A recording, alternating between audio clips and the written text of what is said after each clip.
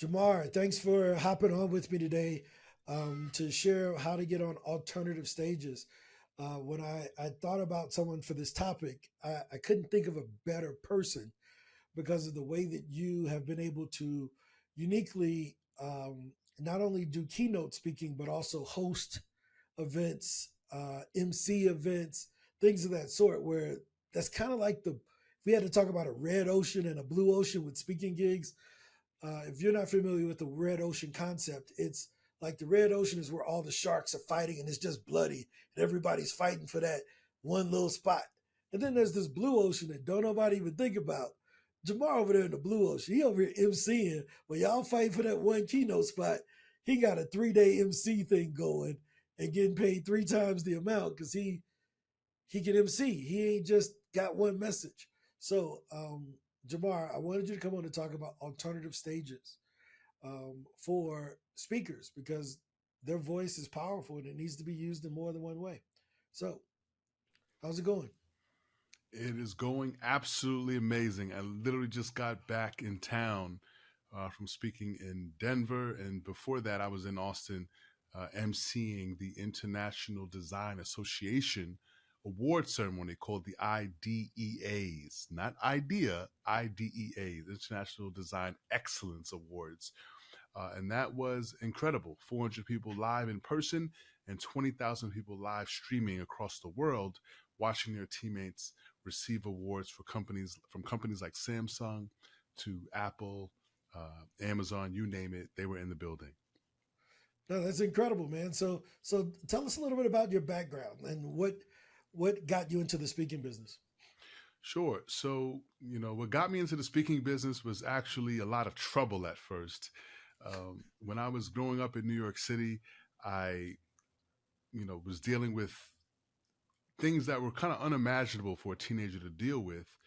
And so I started to just go out in the world and explore the city of New York, right? Okay. And I remember getting left back not once, but twice, but then getting into the right environment where, thanks to my mother fighting for me, the superintendent saw my test scores and said, "Hey, you're testing high. What's going on?" And what it really was, it came down to is being in the right environment where I felt the teachers cared about what happened to me. And I went to a school called Vanguard High School. After getting into like some of the top five, academic schools, they were too big. I needed that smaller environment. So I got into a school called Vanguard. And in Vanguard, they had 20-page papers and you had to speak on each topic in order to get a passing grade. So they had a portfolio grade as well as standardized testing. And that's when I was able to really, find my stride and find something that I was actually really good at. So speaking through high school, I had an internship with a nonprofit called Facing History and Ourselves that had taught some curriculum in my school. Internships were a requirement. And so during my junior year, I interned at this nonprofit based out of Boston, but they had an office in New York City. And going into my senior year of high school, they asked me to be one of 3 students who had the opportunity to speak in front of 2,000 people at the Waldorf Astoria Hotel and for their nonprofit, for their annual gala fundraiser. And that night on stage, sharing and speaking, I remember when the MC of that event came back to the stage after we departed, and he said, "Man, I can't believe I've got to follow those kids." And that was the first time I really realized that speaking was very impactful. I think that night they raised a little over $2 million. I got to meet Kofi Annan, who was the head of the United Nations at the time, and he gave me some encouraging words. I also got to meet a guy named Rudy Cruz, who was the New York City school chancellor, and he sent his security over to stop me from leaving so he could talk to me for a moment. And I was like, wow, all of that from just speaking on stage. So I realized there was a lot of power and potential. And so I had my mind set on doing something with it at some point, but that was in the inkling of that idea. Okay. Yeah, man. When I think of a couple things tying together here, Mm-hmm. Waldorf Mm-hmm. Astoria Hotel,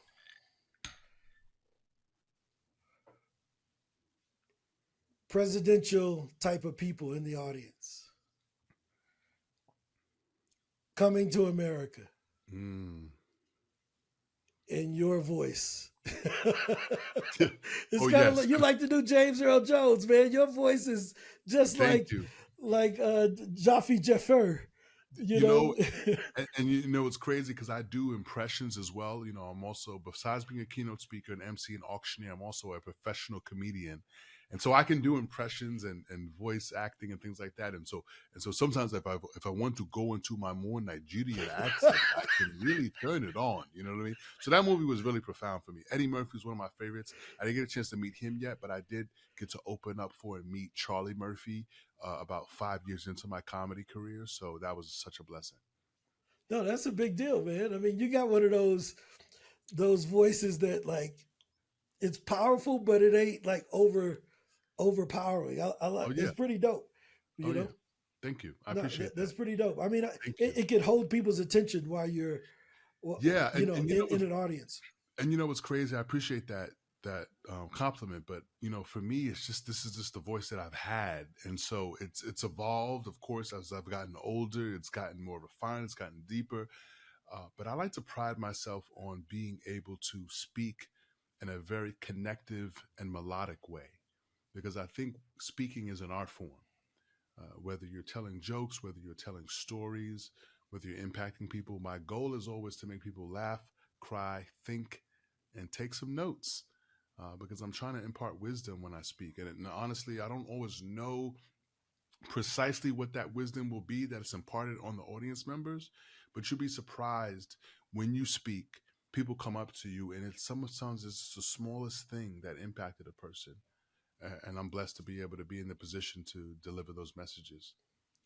No, that's cool, man. And as you mentioned, you got started at a young age, um, speaking in front of very important crowds, and then you made the transition over into comedy, Hmm. and everyone can see the beautiful photo and the beautiful art piece in the back. Hmm. You love art, and what we, one of the things I would love for you to get more into is some of the different types of ways that you've used your voice and your intellectual property in your career.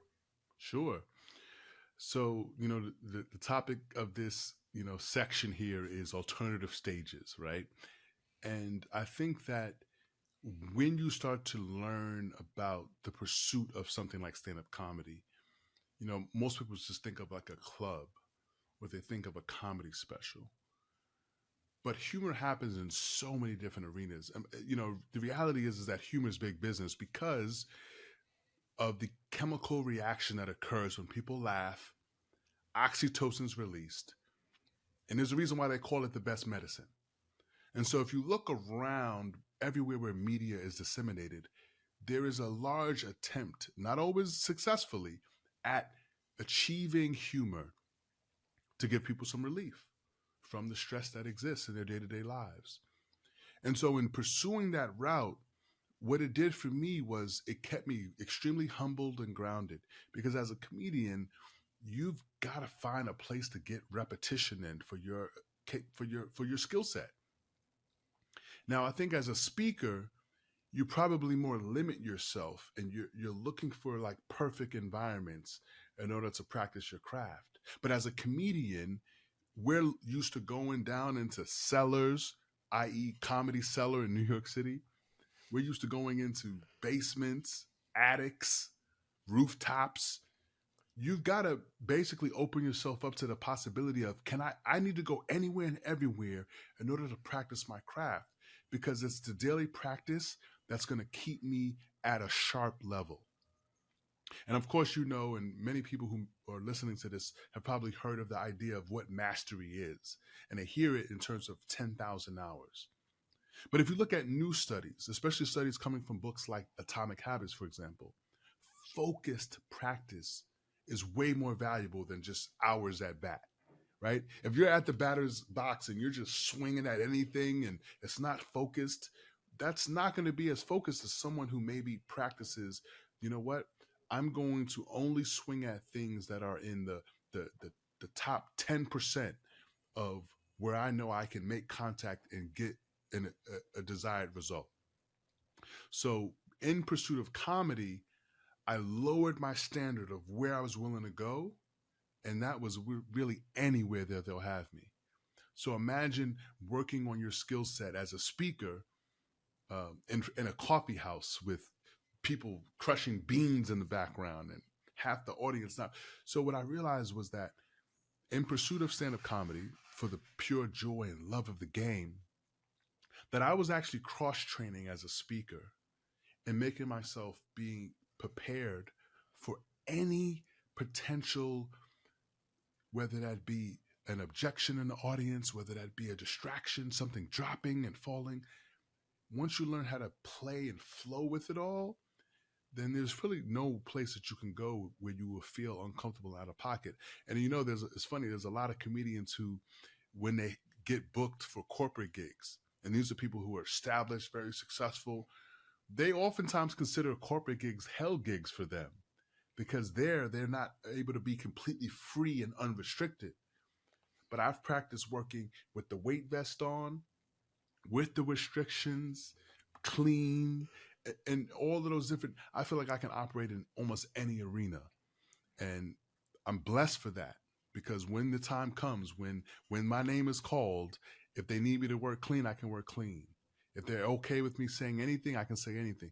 I can work in either environment, and a lot of people can't do that. No, I think that is gold. I didn't put that together about like comedians when they first starting off, man. You working for free Hmm. and you get booed. Like they don't boo public speakers very often. No, They not do at all. boo comedians. And then the comedian has to deal with the host a lot of times. Hmm. So if you're really bad, the host, I watched Jamie Foxx kill somebody at a roast one time. Oh, And I know exactly what roast you're talking about. I know exactly what roast you're talking about. He eviscerated him, and also too, there's backstory behind that because what you got to understand too is when you have the objective of making people laugh, you literally have to say a prayer before you get on stage and ask the universe, ask God, whatever you pray to, for the the clarity of your mind so that you can find a connection somewhere somehow so that you can avoid what we call bombing as a comedian. Now, bombing as a speaker is, you just maybe felt a little flat, audience maybe got disengaged, maybe people looked away, got into their cell phones. But as a comedian, silence for your entire time that you're up there on stage is a death knell. And that means that people won't book you, people won't think you're funny. And when everybody's shaking hands and talking to all of the comedians that were funny, you literally get ignored completely. Now, thankfully, that has never happened to me in my entire career. But the reason why is because I prepared in a way where it was, for me, it was life or death. I I want to kill, so I'm not killed. It's like kill or be killed. If you don't kill on stage, the audience will kill you with the way that they shun you when they walk past you as if you didn't even exist. And I've seen it happen to people, and I was like, I never want that to happen to me. So I'm going to come prepared. I'm going to come well read.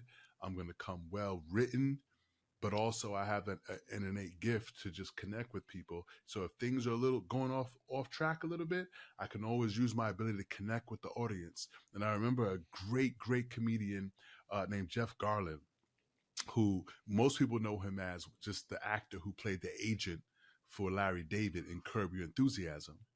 But I heard him on a podcast once with Mark Maron, the WTF podcast, and he said something that was, you only need material when you fail to connect with an audience. And that was so profound because I really understood what he meant in that moment. And I had the good fortune of maybe a month or two of listening to that podcast because I lived in LA at the time. I was walking to a happy hour in Studio City and I saw him walking his dog. And because I'm not necessarily starstruck, I feel like we put on our pants the same way.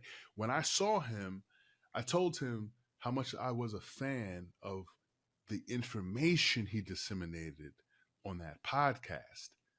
I said, hey Jeff, I'm a comedian. I loved your appearance on Mark Maron's podcast when you said this specific thing. And I could see him go from, I hope this is not a crazy rabid fan, to, oh, you got the depth of what I was trying to disseminate. And so there was like a bond there, and we kind of fist bumped. And he was like, good luck, keep going, you know? And that was it. And I didn't ask him, can I get your autograph? Can I get a selfie with you? I was like, now's not the time. If we're someplace and it's a public event and there's a red carpet and there's maybe a step and repeat, ask for a photo then. But don't bother people in their everyday life and expect them to drop everything that they're doing. They'll respect you more because they'll remember the fact that you weren't the rabid fan who was asking for a photo to like claim, hey, I know him. I got what he was putting out into the universe. It impacted me. And so from there, what I focus on more than anything, whenever I speak, it's connecting with the audience. And I had the good fortune of when I did the IDEA awards, is that when they asked I came the day before, connected with the production team, got a really good vibe with them. And it was like 5 minutes before I was going to go on stage, one of the production managers who had been doing productions with them for 20 years, him and his wife, that's one of his 6 main clients. Every year they do 6 events, and the IDAs is one of them. And he felt so comfortable and connected with me that he said, hey, JaMarr, you know what? We're gonna play some music as you come out. I like your energy. I like your vibe. We're going to play some James Bond, some 007 intro music, and we want you to come out and just dance a little bit with the crowd, move a little bit to get the energy going, and then go into the teleprompter. And I was like, you know what? I can do it. And he knew I can do it, but I felt comfortable doing it because of the bond we connected with. And so when I came out on stage, the music is going ding ding ding ding ding ding ding ding ding ding, and I just come out on stage and I'm in my tux and I got my bow tie on and I'm just looking at the audience and I'm giving them the little shoot 'em up sign and I'm connecting with them and I move and then everyone's smiling and then I go to the teleprompter and I just start reading off the teleprompter and it was just an amazing night. Connection is the most important thing, especially as the MC. No, that makes sense. I mean, dude, I'm sitting here thinking, like, I've never heard another speaker when they come on stage kill the other speaker. Right? I've heard comedians do it. Yes. Oh man, that guy was terrible, right? Can you imagine a speaker doing that to her? Oh man, that would be so. That would be the worst. Would be so. That's a faux pas as a speaker. Exactly, but it shows the depth of training and Yes. stress that you go under in order to get better. Yes. Right. What you were talking about in my mind was how do you get better? Mm-hmm. Right. And what are you willing to sacrifice to get better? You sacrifice the photo op, right? You know, I always say if you're giving someone a thank you, don't ask for something. Right? Don't thank me and then beg me at the same time. Like you can't do that. You would say, hey man, thanks for the gems you gave me on the podcast. But then you can't right after and say, nah, give me this. You're like, this. That's conditional. That's conditional. Right? That's the worst, right?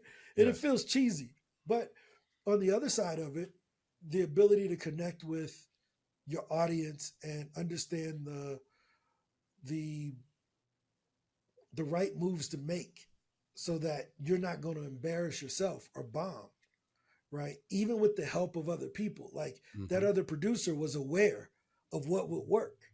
Yep. Right. And you know, that self-awareness and humility to be flexible, I think is really valuable as a speaker because you don't know what stage you're going to be on and what you're going to be called to do on that stage. What if the mic goes off? What if something happens with the AV? What if the lighting goes out? Like so many things. What if you fall on stage? How do you recover from that?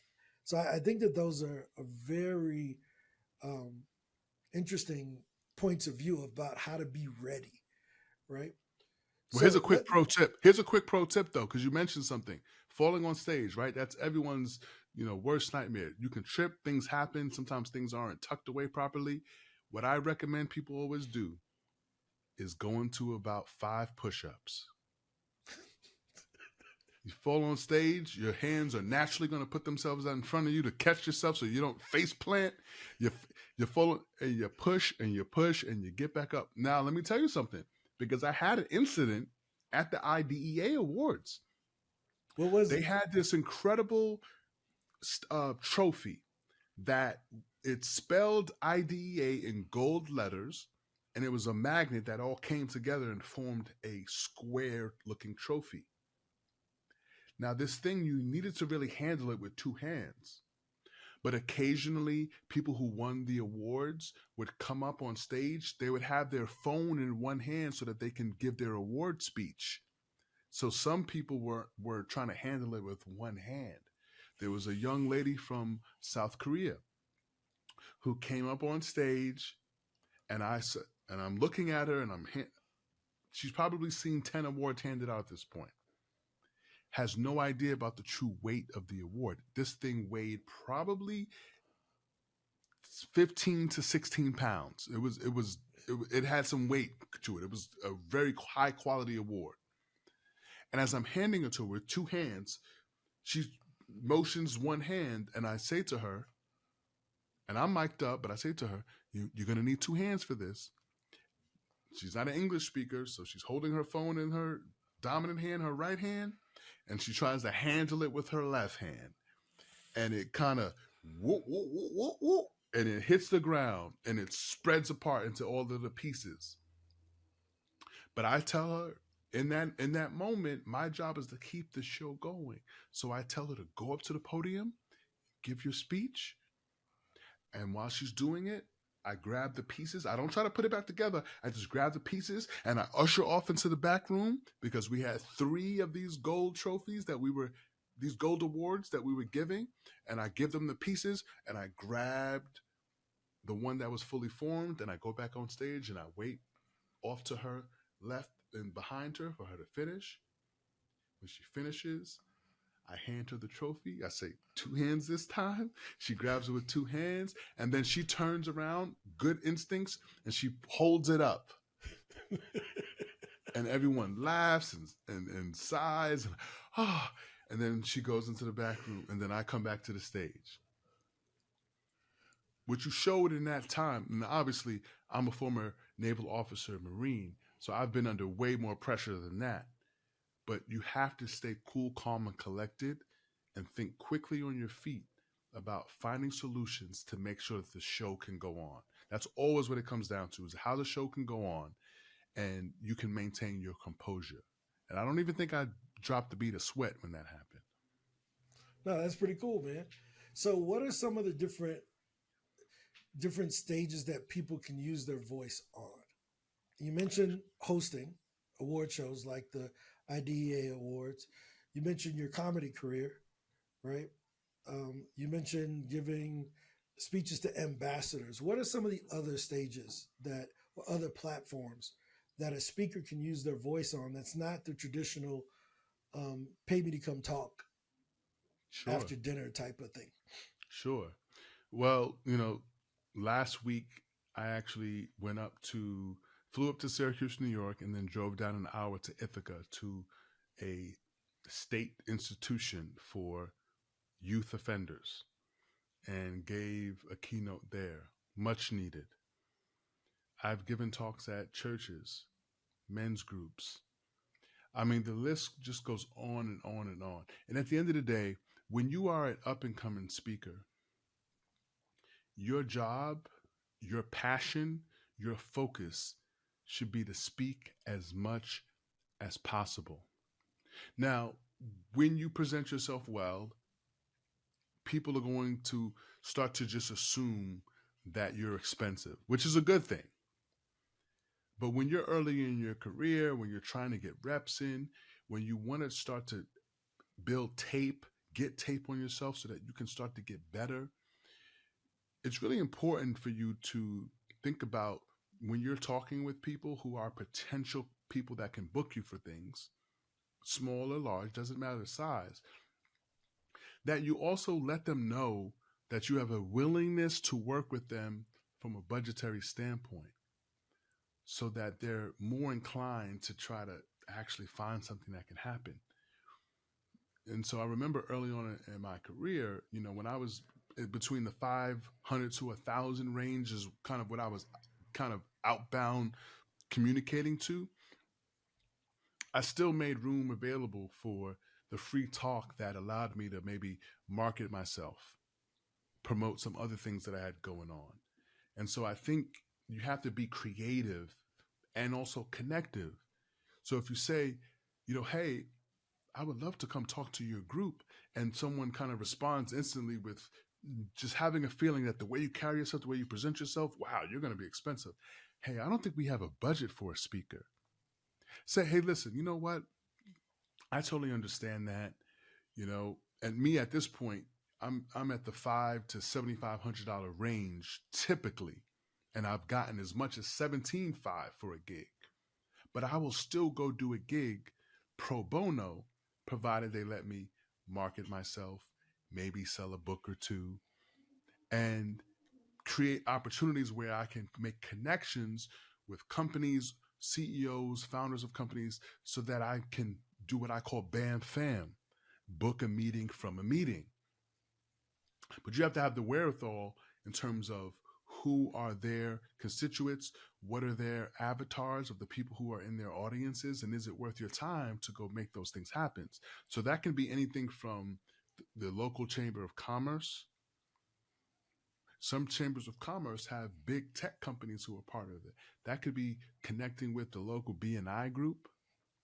That could be the local Toastmasters group. It really just depends on who's in the audience. But there's always opportunities.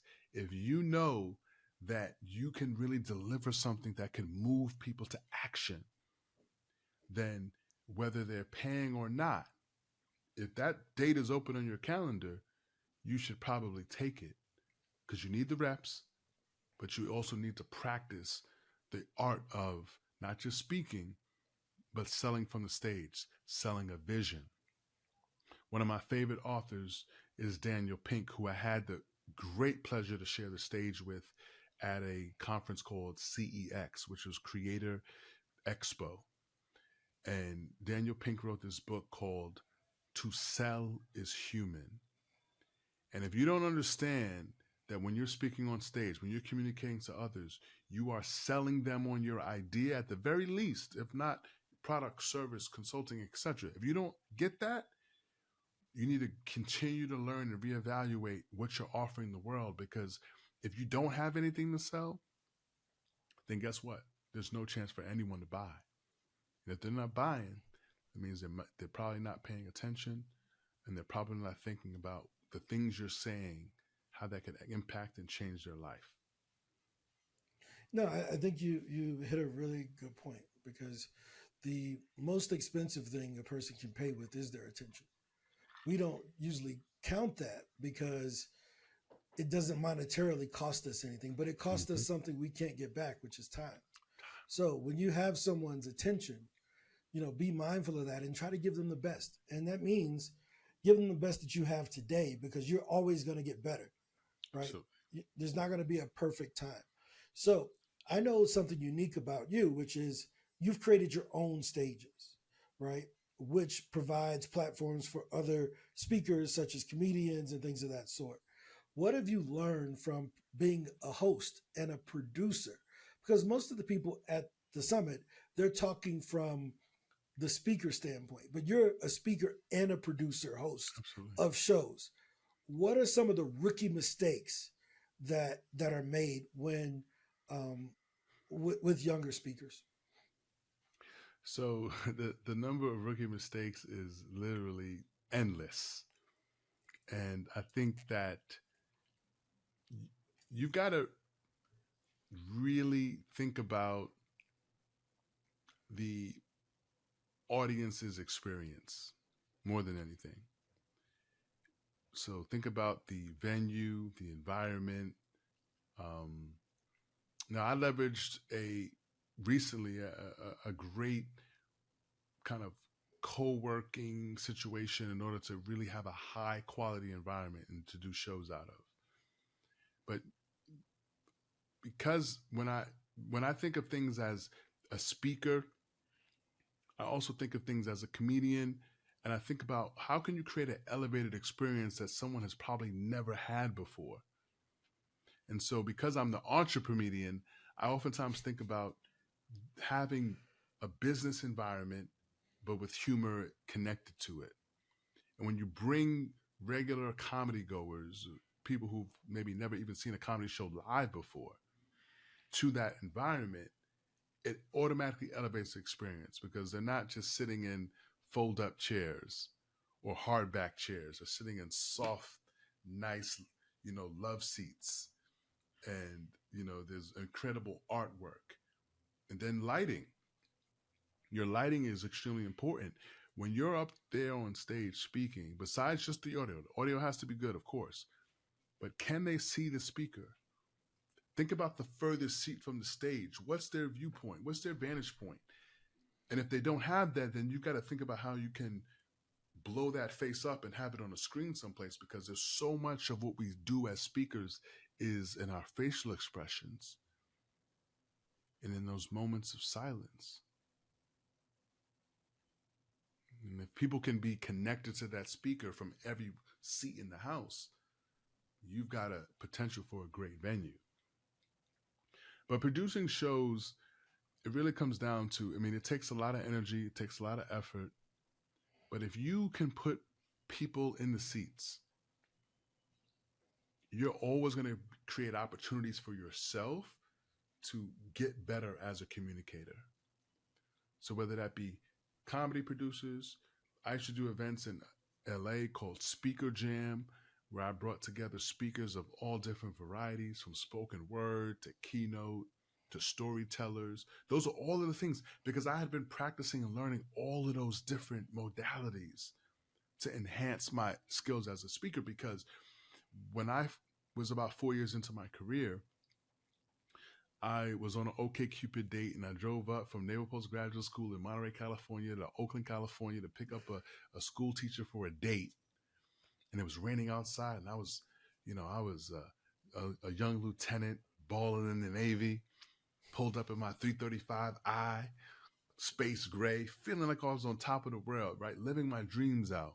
And as I'm walking into the car in the rain, I see a line of people standing in the rain. And I said, why are those people standing outside in the rain? She goes, Dave Chappelle just got back from Africa. I was like, word? We got to go see him. He was gone for years. We got to go. She goes, but the tickets are expensive. I'm like, girl, how much are these tickets? She's like, and in my mind, I'm thinking, oh, 200, 3. She was like, they're $55. I'm like, girl, we about to go make it rain. Let's go. I got this. My 03 so you salary. even let her supersize it, right? Hey, whatever you need, I got, right? So we go get in line, and because it was raining, 8 people didn't show up for their tickets. Mind you, over 350 seats, all of it was sold out within minutes of it going on sale. But some people decided, oh, it's raining out. I don't want to stand in line in the rain. I was like, a little bit of rain ain't gonna hurt you. So we actually managed to get in. And I'm networking in the show, right? And I've got this comedy business card that's goofy as all get out. It's me on the cover, the front of the card. I'm like this. And underneath it, it has my name, JaMarr John Johnson, and then it also has what I do. And I'm handing it out. I'm networking. 2 hours into the show, Dave Chappelle is absolutely destroying. I'm talking about 2 hours in, my jaw's hurting, my gut is hurting. I can't get enough. I'm just loving it. Two people in the front to Dave's right, they kept yelling the whole time. One of his favorite catchphrases from the Chappelle Show, Rick James. People who know that know the rest. And so Dave Chappelle's like, security, they got to go home. They're too drunk. So they get escorted out. And it was in that moment that my date was like, JaMarr, I'm having a great time, but I'm a school teacher. I got to go to work in the morning. I got to get up at 5:30. I kissed her on her cheek. Mwah! I'll see you later. Text me. Let me know you got home safe. You walking right across the street. Did she walk with? I mean, did she come with you in your BMW? She can't. But we walked over. I parked. I could see her apartment from the front door. Okay, good. I said, you should be able to get home safe. Now, if I had to drive her, it would have been a different situation. But and maybe I would have been like, listen, tomorrow you're gonna have to call in sick. Because I knew I couldn't leave. This was a magical night for me, right? And so she left, and there was a little blonde-headed woman to my left who I had given a card to before the show. And she elbowed me. She was like, JaMarr, we should go take those 2 seats up front that just opened up. And I was like, girl, you trying to get us kicked out? No, let's just chill. Let's just relax. Just be easy. Let's just enjoy. But then I thought to myself, especially because my date was a teacher, I was like, this could be my Michelle Pfeiffer in Dangerous Mind moment. And she inspires this young man to go do some incredible things. And so I said, you know what? Let's do it, but you go first, and I'll go behind you. And so I ducked down between this 5'2" blonde-headed woman, and she walks to the front, and she takes the first seat, and then I take the seat to the left of her, and I'm 8 feet away from Dave Chappelle. He is right there. My feet are on the stage, just nuzzled up. 10 minutes later, the little blonde-headed woman, she elbows me again, this time with her left elbow. She said, JaMarr, you should give Dave Chappelle your business card so he knows you're a comedian and maybe he'll take you on the road with him. And I was like, God, you are so naive. But then I thought to myself, maybe I should think more like this little white girl, because she's thinking fearlessly. She's thinking opportunity. I need to elevate my thinking. This girl is my little guardian angel right now. So you know what I did? I took my comedy business card out and I placed it face up on the stage, my left, Dave Chappelle's right. And 30 minutes later, Dave Chappelle looks down and he's like, whose card is this? Oh, it's your card. He points me out and he picks up the card and he reads it. And I still have the card to this day. Pull it up.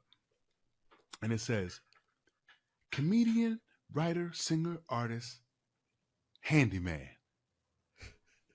And the crowd goes crazy because they got the joke.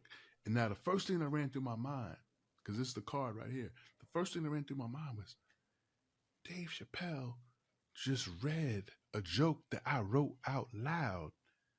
Technically, I'm a writer for Dave Chappelle. You know what I mean? Like, that's what I'm actually thinking to myself. I'm like, yo, my mind is blown. But he continued. He was like, JaMarr, this is by far the most hilarious business card I have ever seen in my life. And I was like, word? He's like, yeah. Just judging off this card, I'm going to forget you.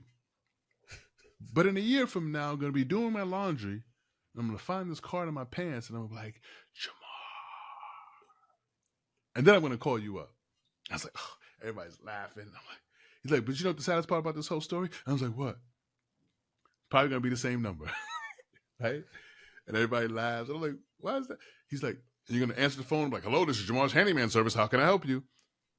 And he was just basically making a joke that I'd probably be out of comedy within the year, and handyman work would be the main thing. Now, the funny thing about that is I've handed out over 15,000 comedy business cards at shows all around California, New York, Florida. And I don't even see 5 phone calls in that initial 5-year period. And all 5 of those people were calling because they wanted handyman work. One of them was like, hey, I've got a toilet that's backed up. And I was like, lady, that was a joke. But what it did teach me in that moment, though, was that if you want opportunities, you just handing out a card to someone doesn't make that happen. You've got to create a stickiness to that connection. Somebody wants your card? Absolutely, I'll give it to me. Before I do, here's my phone. What's your number? And you hand them your device and you capture that contact information so that you can 100% ensure that a follow-up occurs. Because if you don't, 15,000 cards, 5 calls, do the ratio on that. Not a good ratio. But from that moment forward, when that aha moment happened, I realized that everyone that I meet, it is my business to stay connected to them. And that's where the concept of super connecting came from. And now that is a course that is on LinkedIn Learning that has trained about 30,000 people at the time of this summit, and has created hundreds of opportunities, not only residual income as a speaker. So creating digital content is definitely an opportunity for speakers in 2024 and beyond. So, I mean, giving out 15,000 cards, right? That is willing to do the work, right? And some people look at that and say, well, those 15,000 cards evidently didn't Absolutely. work. What if the purpose and the payoff was the Dave Chappelle joke? What was the value of that to your confidence as a comedian, right?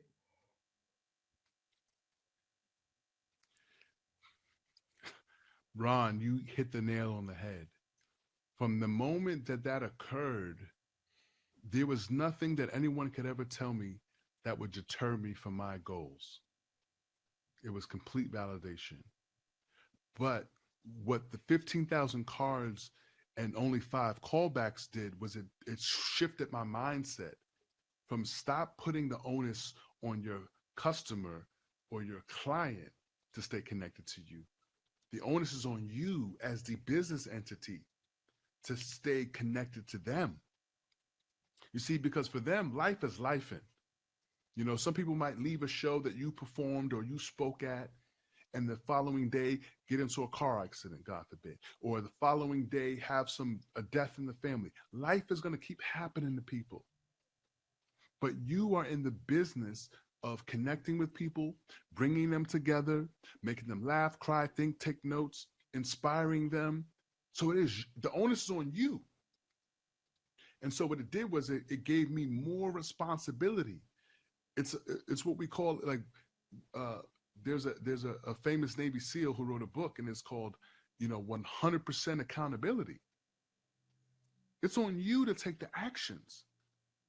The results are going to be what they be, but if you don't even take the actions, if you are hoping that someone else reaches out to you, calls you up, right? Calls you up to the big leagues. Someone signs you, puts the chain around your neck, and grants you a night in their kingdom. It's always on you. And so that experience was, out there, handing, shaking hands, kissing babies. But it's like, if you do 99% of the work required, but not the No, full I 100, 100% agree. And I think, you don't get the for results. speakers, a lot of them, if you're listening to this and you decide to hand out 15,000 cards, JaMarr he knew his audience. His audience were other people that could follow him on social media as a comedian, so forth and so on, that got the joke, right? Those who got the joke, they didn't need to call him. They probably followed him and became on his email list and other things like that. But if you're a speaker and you're looking for people to book you, A lot of them did. be sure that you're giving your cards or you're reaching out to the people that can book you instead of just telling your auntie. Your auntie, unless she booking stages, probably don't really care about what you talk about, right? So I think that's the hard Yeah. work is a big thing. Um, Mm-hmm. Listening to the universe, I think, is really important. Where that young lady, right, her just willingness, a stranger that was willing to say, "Hey, look, if you didn't give her that card, she couldn't have inspired you to move to take that seat or to give." You see, like it was like a chain reaction, you know. It Yeah. If you don't give 1,000% out that was. And I card, it doesn't realized that I happen. was the catalyst for it. No, that's a big deal. So many gems in that, man. I'm sitting there like, dude, like, and then the way that you reframed your career in Appreciate your that. mind, saying, look, technically I wrote a joke for Dave Chappelle. Sometimes you got to tell yourself a different perspective of the story. But here's the thing. If you go to my website, IamJaMarr.com, which I'm migrating it to a new hosting site right now, but the old one is still present. There's a link to the audio clip where you can hear this happening in real time. You can hear Dave Chappelle picking up my card, saying, whose card is this? Reading it aloud, saying it's the funniest business card he's ever seen. So What I'm actually saying, while it's kind of a bend of the truth, he read my card, it got a laugh. I wrote a joke for Dave Chappelle. Now, now, now it'd be disingenuous to go around telling people that I'm Dave Chappelle's writer, right? But I wrote a joke for Dave Chappelle at one point. Yeah, I mean, I think what I was saying is don't go tell people that, but tell yourself whatever you need to tell yourself to keep going. Like it's affirmations. That is, I'm good enough, right? I have a, I got a 7-year-old son, right? And every day when he looks at me, he's only looked at me in the eye for one reason. It's to say, Dad, am I good enough? When he goes to play soccer, he's saying, how did I do? It's, am I good enough? That's all we really want to know. We're just looking for somebody who we look up to tell us that we're good enough, to pull us up with them. And I wanted you to come on because there's somebody who's a speaker because they're afraid to be a comedian. There's somebody who's a speaker because they're afraid to be a consultant.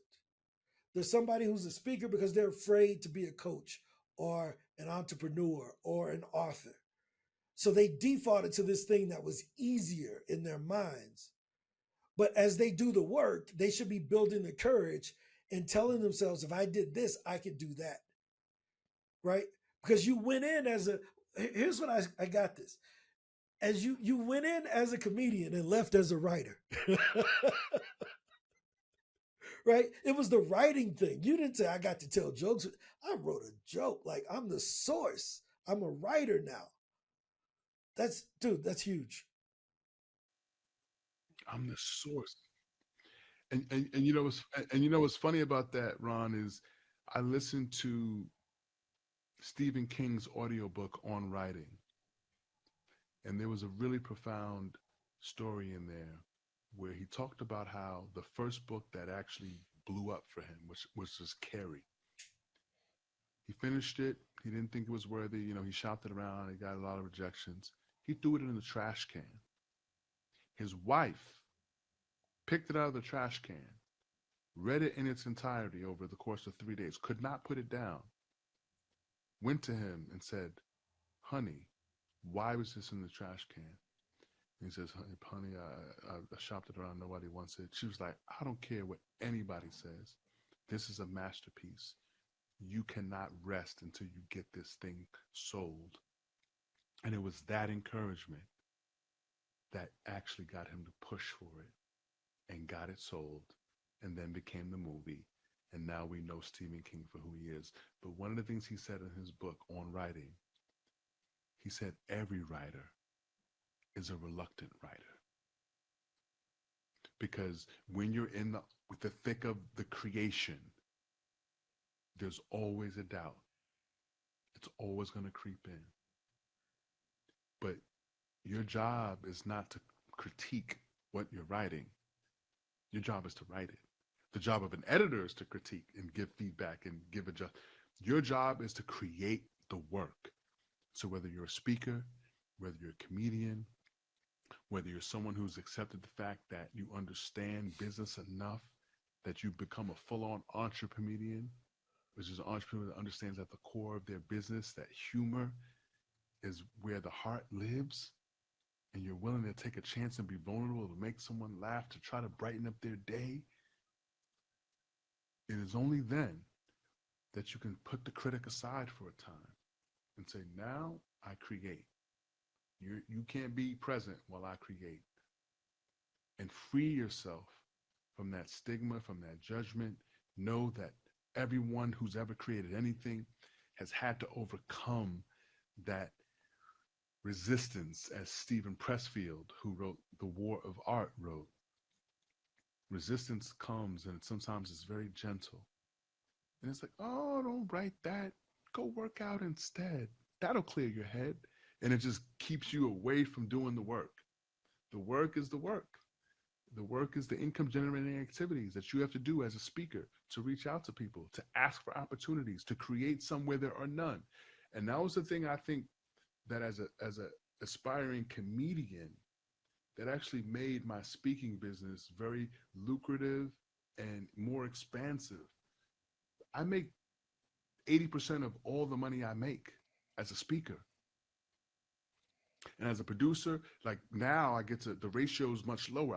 I produce few events because I'm constantly being asked to come be a part of other people's events because of the skill set that I developed. But I developed those skill sets because at first I had to produce a lot of my own events in order to get the reps to get better. Co-produce events with people. Ask, hey, can I join? Can I MC it? Can I host it? Those are the ways that you really put yourself in position to get the reps required for mastery. And at the end of the day, if you learn it and you do it, and you're willing to teach it forward, only then will the universe Hey man, let you we own get it in and on that. master it. That's we get in on that, right? Now I want to ask you Is one that what quick we thing call because mic drop? I always like to ask people this: do you consider yourself an introvert or extrovert? You know, it's funny. I literally just answered this question earlier today because people assume that because as a profession I speak for a living that I'm an extrovert. But I know 100% to the core that I'm an extroverted introvert. And the way that I know that is because of this little test that I discovered that talks about how you get recharged. Do I get energized when I'm speaking in front of a bunch of people? Absolutely. It's fun. It's amazing. When you get off stage, everyone's praising you. But I know that I spend every day 4, 5, 6 hours in listen only mode. And that's what fills my cup up. It's that self time, that self care. On my calendar, I have a time slot every day from 6 a.m. to 9 a.m. that says pay myself first time. That's the time that I spend alone, walking 10,000 to 20,000 steps a day, listening to audiobooks, podcasts, sometimes just my own thoughts, taking notes, planning out my day, my week, my month. So I consider myself an actual extroverted introvert. Now, I wouldn't say that I'm an ambivert because I don't get that recharged if I'm spending hours on end, days after days with people. I need that alone time to be introspective, to observe the world around me, and to process those things into my own ideas and thoughts so that I can disseminate something that's original as a thought leader. So you just did something that I wasn't expecting. What the heck is an ambivert? You said introvert, extrovert. Do you added another one? What is that? So, an ambivert would be someone who can get recharged equally. Ah, Time alone and time with people. See, time with people has a draining effect on me in the long term. So I'm not like, oh, can't wait to get with the people, can't wait to get with the friends to go. Growing up for me, when I was in that extroverted phase, I often found myself getting into trouble and being pulled by peer pressure because other people's idea of what we should do wasn't necessarily my idea, but I wasn't able to intuitively listen to my inside, to my core, to my gut instinct. So my gut instinct tells me when everybody wants to rally and go to 2 a.m., JaMarr, you don't sleep enough as it is, so go get your 6 hours, 7 hours of sleep and just say, hey guys, have fun, tell me the stories about it. I'm out and go my own separate way. So that's been the story for me since I was 15. gotcha. Yeah, no, I just never heard of the word before, and Mm-hmm. I think there's a lot that I took from this conversation today. The main one is really thinking about like being honest with yourself about what you want to be and how to get there, right? I think of the Disney movie Mulan, where she says, "When will the outside reflect what my inside shows?" Right? Mm, Because she was a girl, but she wanted to be a warrior, and they wouldn't, they she's a warrior on the inside, right? And mm, I think there are a lot of speakers who may be something else on the inside and don't know sure, how to express it, sure. right?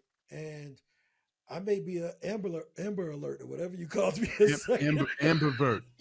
Amber. Okay, I may be that because I'm like, dude, I never heard of that before. But that's part of the thing. You go to these things and you learn and you Mm-hmm. talk to people who know about other things. So Mm-hmm. this is really cool, man. This is a good conversation. Hopefully, it was as fun for you as it was for me. I learned a lot about alternative stages, ways to seek inside and listen to the right voices, and be a little bit more courageous than what I'm probably normally going to be. So I thank you again. Anything you want to leave them with that maybe we missed? My pleasure. You know, it's always a joy because whenever you are in contact with someone who really asks questions that you've never heard before, it takes you down paths that you've never explored or shared before. So I had a lot of fun. Um, I'm thinking a lot about alternative stages. We still got to connect and talk about that podcast we need to drop called. Maybe we just call it alternative stages. I mean, keep it simple. There it But I is. think Well, there's hey, so we many. just introduced it right now. Well, pretty soon, coming to Speaker Hub, we're going to have the Alternative Stages podcast. So Yeah, because really it's an infinite amount. I mean, I've spoken at charity events for Covenant House and their event called the Sleep Out, and I've gotten a chance to share my story and share my connection to those you know thousands of homeless kids all throughout the country and the world for that matter, but in Los Angeles in particular. At the time when I was a junior board member, there were probably 6 to 8 thousand homeless teenagers on the streets of Los Angeles County. And just getting the opportunity to do a sleep out, raise money to help, you know, give those kids support, bring more kids in, and then spending a night on a piece of cardboard with a sleeping bag to realize how difficult that actually is gives you so much empathy for what they're going through that you can't help but try to spread the word and the message to help these kids to catch them when they're still young because they go on to do some incredible things.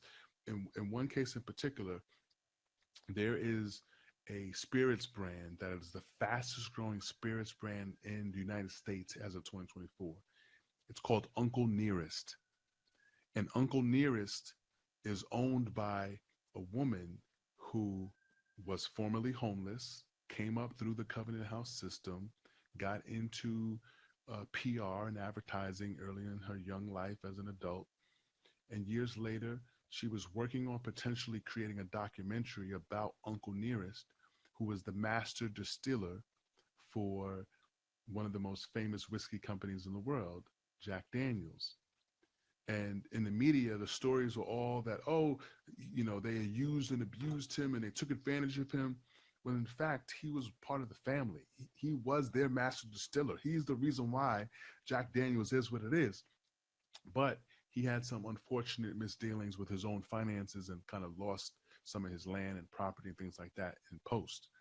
But years later, as she's uncovering this truth to the story, the Jack Daniels family was more than supportive and sharing, hey, no, he was a vital person in our operation. And with that, one of their family members came out of retirement with recipes that he had and shared it with her. And they created a brand. They do over $100 million a year in whiskey and bourbon called Uncle Nearest. Top quality product. But that is the impact of nonprofit like Covenant House, where this woman who was homeless, was a runaway teen, can find her balance in life, can find redemption, get opportunities, figure out who she is in the world, start doing great work in the world for almost 2 decades. She's in her early 50s. She was doing PR and advertising for 2 decades successfully before this opportunity came her way. And now it is a literal $1 billion brand, the only black female owned spirits company in America. And it's $1 billion brand. And that came from a homeless teen. So we got to speak. the world needs to hear our message, right? Absolutely. And I always tell people all the time, my job is to be the leader I needed, Mm. right? There was somebody when I was 15 years old that I needed. And I'm just trying to be him to some other 15-year-old. There was somebody that I needed when I was 25, and I'm trying to be him, right? So just be the leader you needed, and I think that's the mission. Again, I thank you so much.